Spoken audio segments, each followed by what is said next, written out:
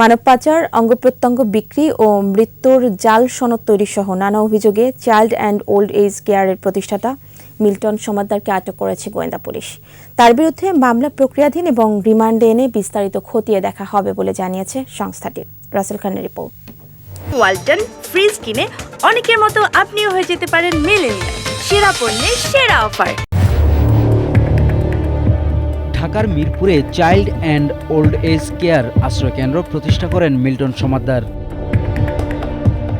সামাজিক যোগাযোগ মাধ্যমে মিল্টনের সেবামূলক কার্যক্রমে রয়েছে ব্যাপক প্রচারণা। সেখানে দেখা যায় আশ্রয়হীন বৃদ্ধ ও শিশুদের সেবায় তিনি গড়ে তুলেছেন প্রতিষ্ঠানটি। রাস্তা থেকে অসুস্থ ও ভবঘুরেদের কুড়িয়ে বৃদ্ধাশ্রমে আশ্রয় দেন, করেন সেবা যত্ন। এসব কাজের স্বীকৃতি হিসেবে পেয়েছেন সরকারি বেসরকারি নানা পুরস্কারও। তবে অভিযোগ ওঠে মানবতার অন্তরালে ঘৃণ্য অপরাধীর পরিচয় বহন করছেন মিল্টন।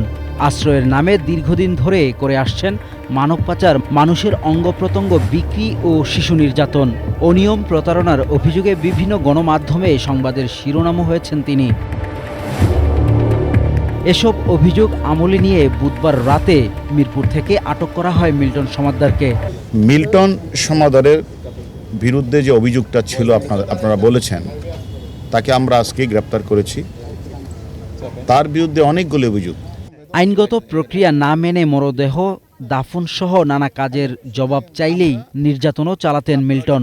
তার বিরুদ্ধে একদিকে তো মানব পাচার, অন্যদিকে তার বিরুদ্ধে যে বাচ্চা শিশুদের উপরে যে হামলা এবং আত্মীয় স্বজন গেলে যে তাদের উপরে মারপিট এবং বিভিন্ন জায়গাগুলোতে উনি যে টর্চার সেল বানিয়েছেন, সব কিছুই তার মামলার মধ্যে আসবে। 9 শতাধিক মরদেহ দাফনের দাবি করলেও গোয়েন্দা তথ্য বলছে ভিন্ন কথা।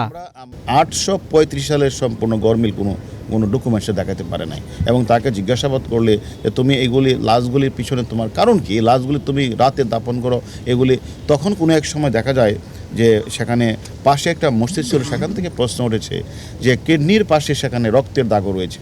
তাহলে তার বিরুদ্ধে অজস্র অভিযোগ, যে অভিযোগগুলি আমরা তাকে জিজ্ঞাসাবাদ করব যে লাশগুলি রাতে কেন উনি দাফন করতেন। তার বিরুদ্ধে মামলা প্রক্রিয়াধীন, রিমান্ডে এনে সব অভিযোগ খতিয়ে দেখবে গোয়েন্দা পুলিশ। তার বিরুদ্ধে যে ভয়ানক তথ্য আসছে তাকে সেই সব কিছু আমরা তদন্ত করব। রাসেল খান, 21 টেলিভিশন, ঢাকা।